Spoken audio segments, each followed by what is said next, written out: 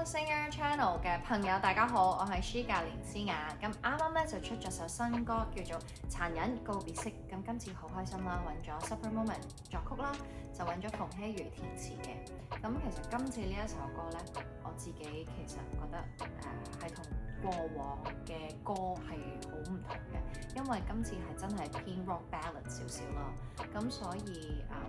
我覺得無論係喺個 message 方面，或者係喺個聲音方面，其實都係比以前係有一種強啲嘅感覺嘅。咁呢一首歌咧，今次咧其實就係好想講，而家有好多嘅女士啦，即係可能去到一個年紀嘅時候，就會俾咗一個 timeline 自己，可能某一個時間一定要去結婚啊、生仔啊，或者係去進入人生另一個階段。咁但係我覺得其實好多嘢咧，唔一定要去追住呢一個社會話俾你聽嘅時間嘅限制嘅。即係我覺得，就算如果有時你同一個唔適合嘅人去拍拖啦，其實我覺得你應該要好好咁樣去諗下呢一段關係係咪真係適合自己，千祈唔好因為已經投放咗一個好長嘅時間落呢一個感情入邊，你就覺得我就不甘心啦，咁所以就算係唔適合都去將就。我覺得每一個人其實都有一個選擇嘅，有時你係去放開人哋，亦都係放過自己。咁所以我覺得希望透過呢一首歌，有一種比較澎湃啲啦，一個好勵志啲啦嘅一個感覺啦，去同所有可能面對緊呢一個關係嘅人嘅一個分享。以前嘅自己真係都有經歷過呢一種關係嘅，但係即係可能大家唔知有冇睇我嘅 MV 啦，如果未睇咧就可以上網去睇翻我嘅 MV 啦。咁呢一個MV 咧，其實都係一個幾有故事性嘅，有少少我覺得都有啲電影感嘅好豐富嘅一個故仔。咁我自己雖然就未去到 MV 入邊遇到一個可能真係比較一腳踏兩船嘅一個好不忠嘅另外一半啦，但係我都曾經試過，可能對方都有試過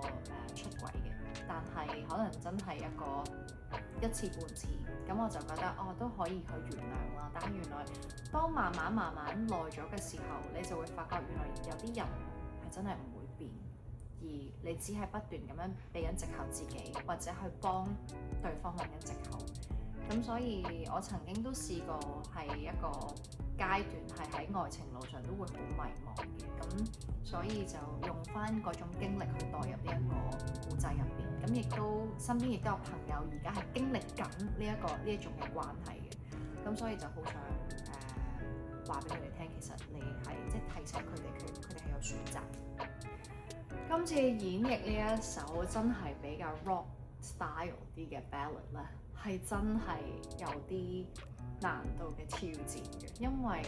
以前可能我嘅聲線咧係比較柔弱啲啦，係比較氣聲啲啦，真係可能去用一啲好似好收埋嗰一種嘅感覺去演繹首歌。咁但係今次咧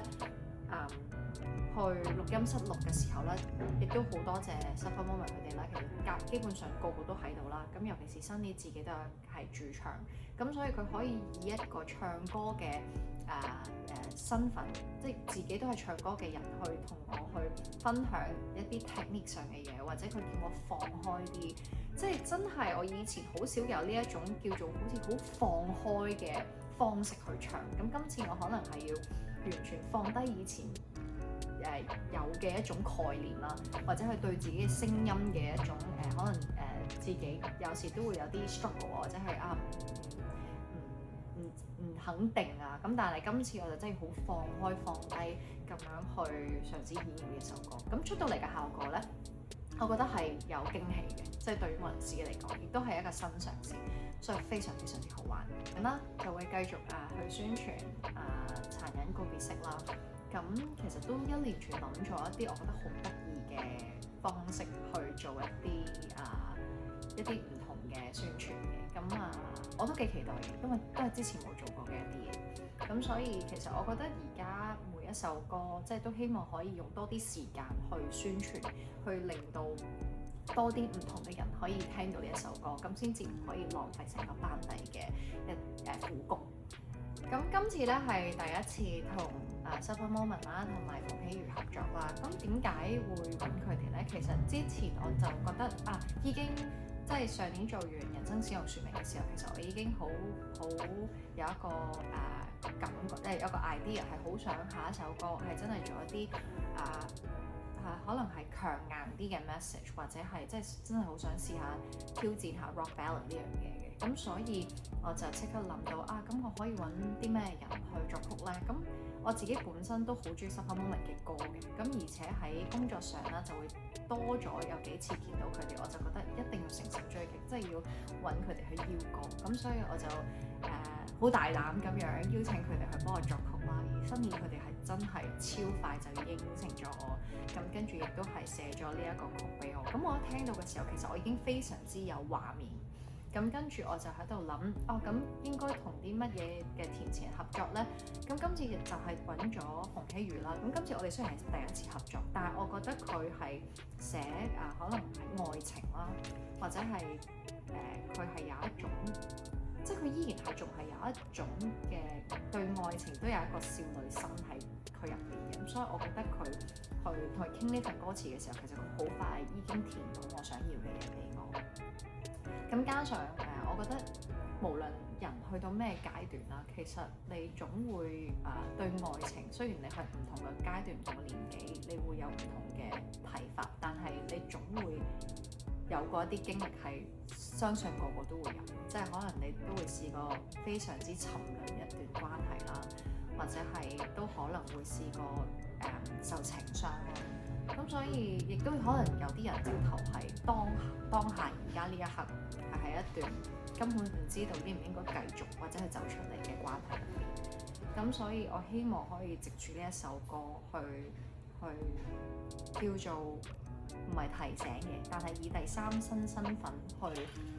話翻俾呢一啲人聽，其實你係可以好好咁去諗下你自己其實係有選擇，千祈唔好去恐懼去放棄一段你已經投資咗好耐時間或者係心機嘅關係。如果佢係唔適合你嘅話，其實你早啲去放開，其實係對自己同對對方更加好嘅一個方法。咁所以有時你去拉實一個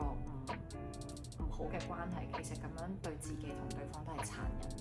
所以你反而應該要去決絕啲去離開呢一個咁toxic 嘅關係。同埋今次咧殘忍告別式呢個 MV 咧，我覺得自己真係睇到好心痛。但係亦都覺得每一個都演得好好，即係雖然我嘅出現係好少啦，即係除咗我自己，我好難去評價啦。但係我覺得每一個演員都演得非常之好，同埋睇呢一個 MV 就我感覺係好似睇緊一個微電影咁樣，因為佢喺簡短可能4-5分鐘入邊，已經女主角係可以完全顯露到一個女仔佢對佢嘅愛情嘅嗰種忐忑，但係又有期望，去到最後有一種失望。咁所以雖然係失望，但係佢係好勇於去接受重新嚟過，或者係去及時抽身。所以我覺得呢一個勇氣其實係每一個人其實都應該需要有。所以我覺得每一位都演得非常之好，希望大家可以細心留心咁樣去睇呢一個 MV。Hong Kong Singer Channel 讓每個人唱出心聲，我哋需要你嘅支持，歡迎大家 subscribe 我哋 ，like、comment and share。